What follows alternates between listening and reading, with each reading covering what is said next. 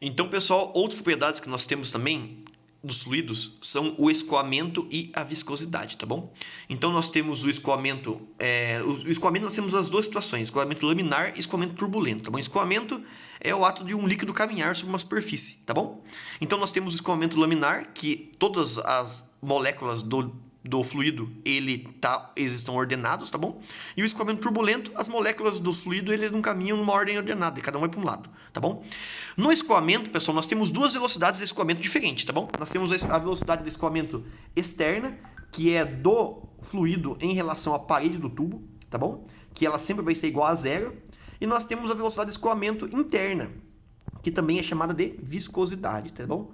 Por quê? Essa velocidade de escoamento interna, ela é a relação da força intermolecular dentro do fluido. Ou seja, qual que é a força das moléculas dentro do fluido? Quanto mais forte ele for, mais viscoso ele é. Se tiver essa força molecular for baixa, ele vai ser menos viscoso, tá bom? Então pensa numa coisa, a água, ele possui baixa viscosidade, então ele escoa mais, tá bom?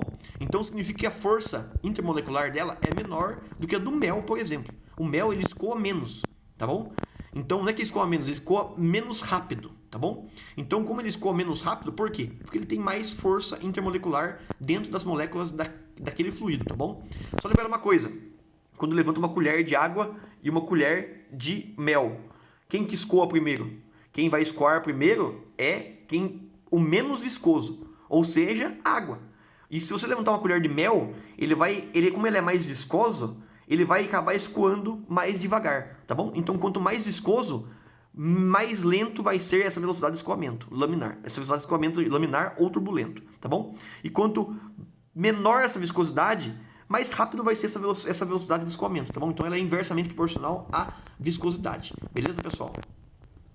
Pessoal, depois que a gente conheceu as propriedades dos fluidos, nós podemos dividir os fluidos em fluidos newtonianos ou não newtonianos, tá bom? Então, os fluidos newtonianos e não newtonianos, eu avalio o quê? Conforme eu aumento a tensão, eu vejo quanto que deforma esse fluido, beleza?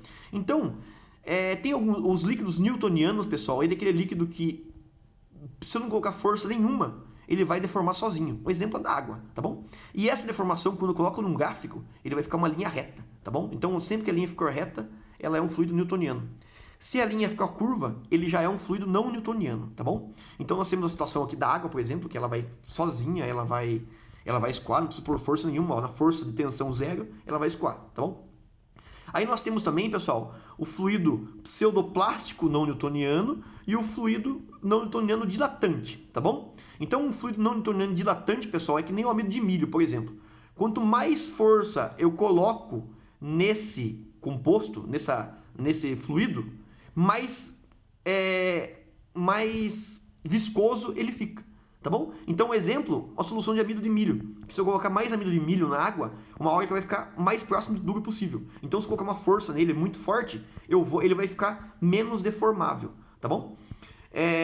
Ele vai ficar mais resistente à deformação, beleza? Então ele vai ficar mais próximo vai ficar mais viscoso possível, tá bom? E já o fluido pseudoplástico, o não newtoniano, conforme eu coloco força nele, ele vai diminuindo, ele vai ficando mais líquido, entendeu? Ele vai deformando mais, tá bom? Então pensem comigo numa coisa. Imagine uma polpa de fruta. A polpa de fruta, pessoal, se eu deixar ela do jeito que está na mesa, não vai acontecer nada. Se eu pôr uma força nela, ele vai ficar ordenado. A polpa de fruta está ali, juntinha.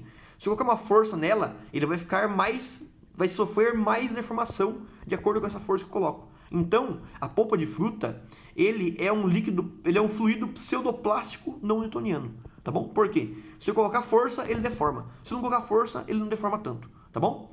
Já o amido de milho, se eu pôr força, ele não deforma, ele fica mais resistente à deformação, tá bom? E se eu não colocar força, ele vai deformando mais, ele tem uma taxa de deformação maior, tá bom? Já a água, não importa colocar, ela vai deformar sozinha. E nós temos também, pessoal, esse plástico de Bigram, que no caso é o plástico ideal que a gente considera, tá bom? Por quê? Significa que se eu não pôr força nenhuma, ele não vai escoar, ele não vai deformar. Eu preciso pôr uma força mínima para ele conseguir deformar. O exemplo é pasta de dente. Se eu pegar a pasta de dente e levantar ela não vai deformar de jeito nenhum. Precisa não pôr força nenhuma. Eu só vou conseguir deformar ela se eu colocar uma força mínima sobre ela. Então a força mínima sobre ela é essa tensão decadência aqui, ó. Tensão de cisalhamento, tá bom? Cisalhamento é a quebra. Beleza, pessoal? No texto também está explicando essa parte de newtonianos e não newtonianos, tá bom? E mandei um vídeo também explicando para vocês. Então, se surgir alguma dúvida, pode me mandar aqui, que eu tiro a dúvida de vocês conforme a aula vai andando, tá bom? Um abraço para todo mundo. Se confundiu aí nessa parte final da aula, me mande as perguntas, beleza? Pessoal, boa noite para todo mundo, hein?